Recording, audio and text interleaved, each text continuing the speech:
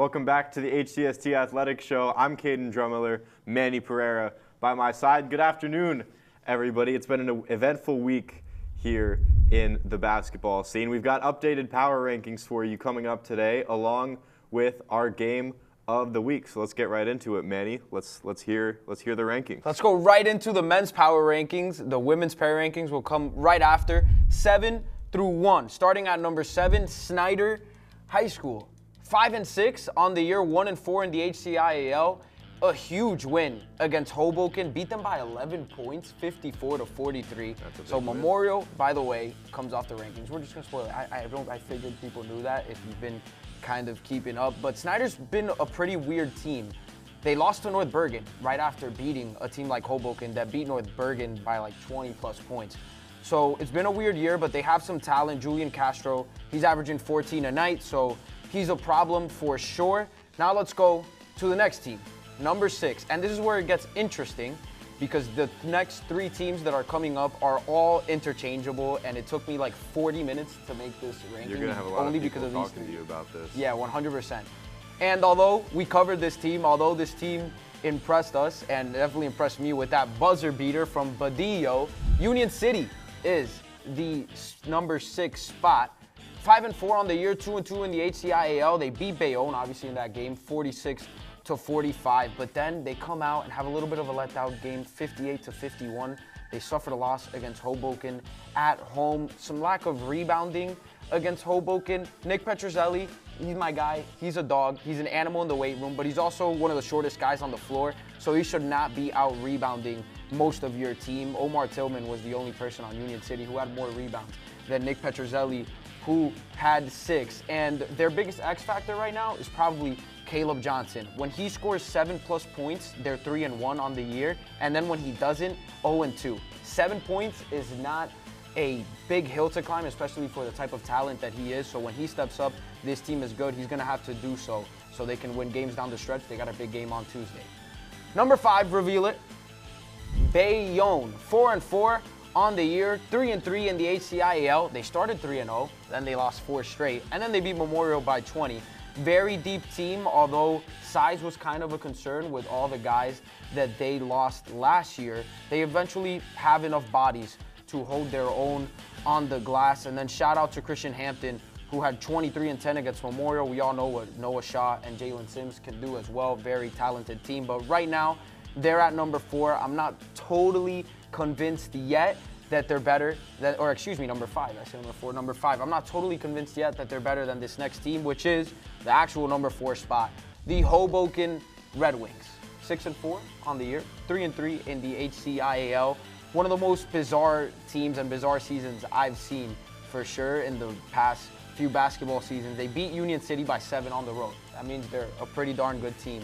And then they lose to Snyder against 11. Head scratcher there. Not sure what happened. I talked to Nick Petrozelli. I shot him a text about that because I was so confused. And he said it was one of the worst games they've ever had. Not only this high school season and this high school team, but they grew up playing together. And he said it was one of the worst games, period, that they've had in all the years that they've played. And then Jake Ellis, he is a dude, a force to be reckoned with. He's a freshman, and he's averaging 13 points in his last 3 games. Shout out to him.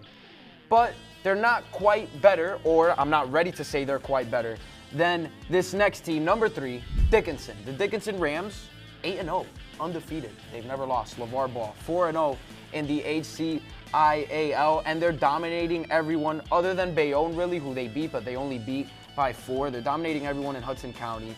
And then Marquise Isley Monroe, had a triple-double the other day against McNair. It's pretty impressive. 20, 12, and 10. And then Jeremy Polanco averaging 14 a night. And then a little shout out to sophomore Boubacar Diop, who's averaging over 3.5 blocks a game. This team is really deep, great starting 5. They're all pretty experienced. And you said it last time that they might have a chance against these top 2 teams, but I'm going to find it really hard for that. But they definitely right now are alone in that 3 spot. The 3 teams before that, all in the same tier. I'd put Dickinson in their own tier, but they're in their own tier, and they're behind these next 2 teams. Number 2, Hudson Catholic, 10-2 on the season.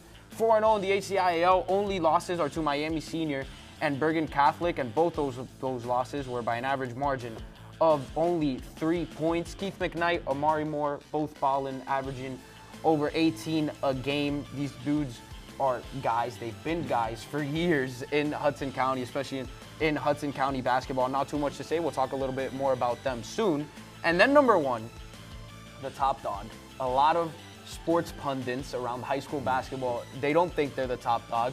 But I think we can confidently say we're the most accurate, even though we had hope. I think we're on the same page here. We're on the same page here. Prep's number 1. Prep's number 1.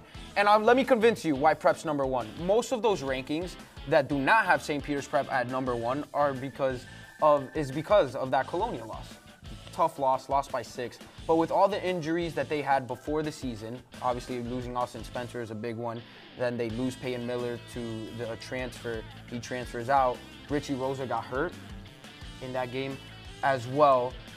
But they played a national schedule, and they're basically running through everyone. And since December 28th, when they've gotten kind of used to each other, it seems, and they're playing this brand of basketball that they are now accustomed to playing, which is great defense, and they're going to get the ball down low to Keiner Asprilla. So since December 28th, they're on a 6-game win streak and beating teams by an average margin of 16 points. That's pretty dominant, and that includes wins against Joe St. Bernard's and Bergen Catholic. It's not just Snyder and teams like that in Hudson County. They're beating the big dogs. So that is your men's high school basketball power ranking for Hudson County. Yeah, a really eventful week, like we said.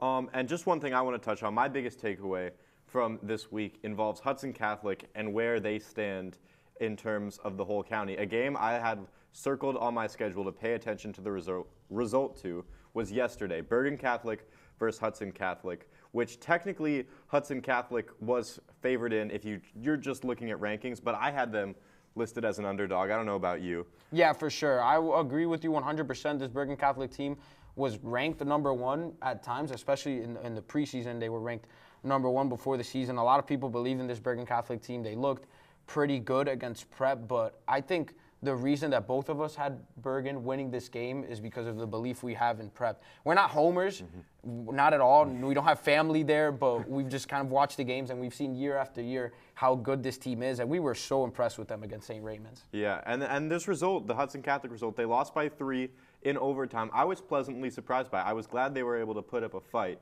And it's a game that's going to leave a sour taste in a lot of Hudson Catholic's fans' mouths. But because they were up by so much at a couple different points during this game, but they held their own against a really good basketball team. And I was one at the start of the season to say that Dickinson and Hudson Catholic might have a competitive game against each other. I no longer hold that belief. I think Hudson Catholic has, really sustained themselves as a top team in the state, not just in the county. They're still nationally ranked, and I believe they deserve that title. So that was my biggest takeaway. I think they can hang, and we're going to have a really good Prep versus Hudson game, which I wasn't expecting as much towards the start of the season.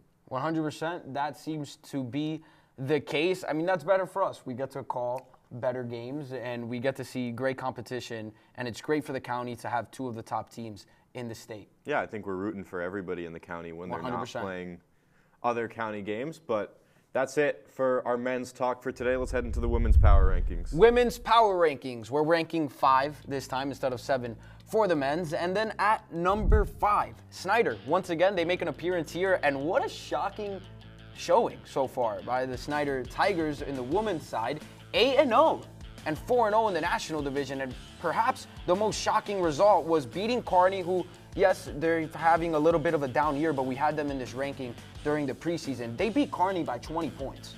They have Jadeja Davis, who's averaging 13 points and 13 rebounds. Those are really impressive numbers. And then Jave Agosto, who's averaging 8 assists per game. They have some talent. We're only putting them at number 5 for now, although on paper, since they're undefeated, maybe they should be ranked a little bit higher. But we have them at 5 because of the merit and the history that the 2 programs have ahead of them. And this isn't the standard. Yep, I mean, I totally agree. And I think there's a lot of room for movement, especially with that 5 spot in Snyder. We give the better spots due to consistency of the programs, but the potential for Snyder is so there. 100%. And speaking of consistency of programs, number 4, the Secaucus Patriots. 8-3 and 4-1 in the NJIC. They come into this year, they lose Mia Cruz. They lose Olivia Buckingham, who transferred and was one of their better young talents. And then they use Alyssa Craigwell, who was one of the better players in the history of the program, maybe we could say. And Secaucus will just never go away. John Sterling's program will always be a force to be reckoned with in, I know they don't play a county schedule, but in the state, because they're good against anyone in the state. So with that record, they're doing well, obviously, in the standings. And then Ava Aluzzi just shows up. She's a freshman, and of course, she's averaging 15 a night. I mean, it's just they just come out of a lab for Secaucus. And then shout out to Gabriela Torrillo and Diadetta, who are also hooping. Now, number 3, Union City. The Union City Eagles at number 3. Whoa, that's a little bit shocking, right? Usually they're top 2 in the county, especially in the last few years. They're 9-3, 2-1 in the HCIL. They're on a 4-game winning streak, and they're still playing good basketball. Jada Guerra had 37 the other night against North Plainfield, and Molly Brown had 11 and 10. She's having a good year as well. And Alyssa Sturdiron, who didn't have such a great game the last time she played, she's still averaging 9 points a game, transfer from St. Dom's. I just believe a little bit more in this next team, who has shown a lot of promise, and we're going to reveal them right now. Number 2, Hudson Catholic. 5-4, 2-1 in the HCIL. Again, Caden, this is not the standings. It's not the standings. It's not the standings. It's a power. If it was the standings, we wouldn't do this segment, right? They could just go look. They could just go. You could go search it up on NJ.com. We love what we've seen from the Eagles, but in the beginning of the year, that loss to Bayonne was a cause for concern. Size is a cause for concern for this team a little bit.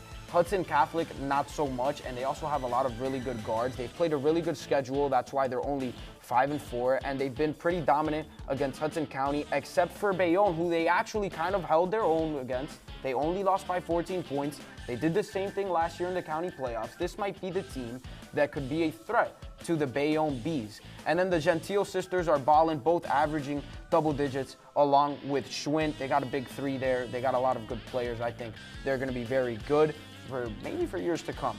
Now, number 1, top dog. We all expected this. They have been for years. The Bayonne Bees in the number 1 spot of this power ranking. 9-3 on the season, 4-0 in the HCIL. They're always dominant against Hudson County. Their only losses on the season are against top teams in the state. I mean, it's just year after year, this program is so consistent. Giselle Davis, Janaea Myers, and Mackenzie Neal all averaging double digits, and they've been doing that since they were like 14 years old. Yep. Now in their senior year, this is one of the better Bayonne teams, which is saying a lot. Maybe on paper, one of the better ones that we've seen in a while, and they should run away with the tournament, even though we're speaking a little bit ahead. But those are my power rankings. We're going 5 Snyder, 4 Secaucus, 3 Union City, 2 Hudson, and then number 1 Bayonne.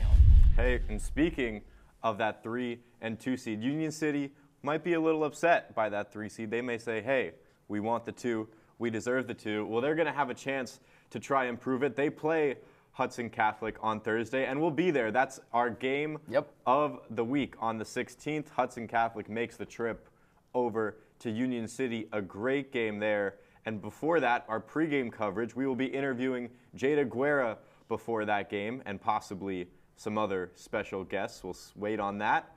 We have a really exciting week ahead of us. We'll be posting 100%. Another episode on Wednesday covering all those interviews, all of our pregame coverage for that. And then Thursday at 6 p.m., we will be there for tip-off. That's going to do it for us today on the HCST Athletics Show. I'm Caden Drumiller. By my side, Manny Pereira. Have a great day. Stay tuned to HCST Athletics. Keep watching the YouTube and tune into our Instagram. A lot of content coming out.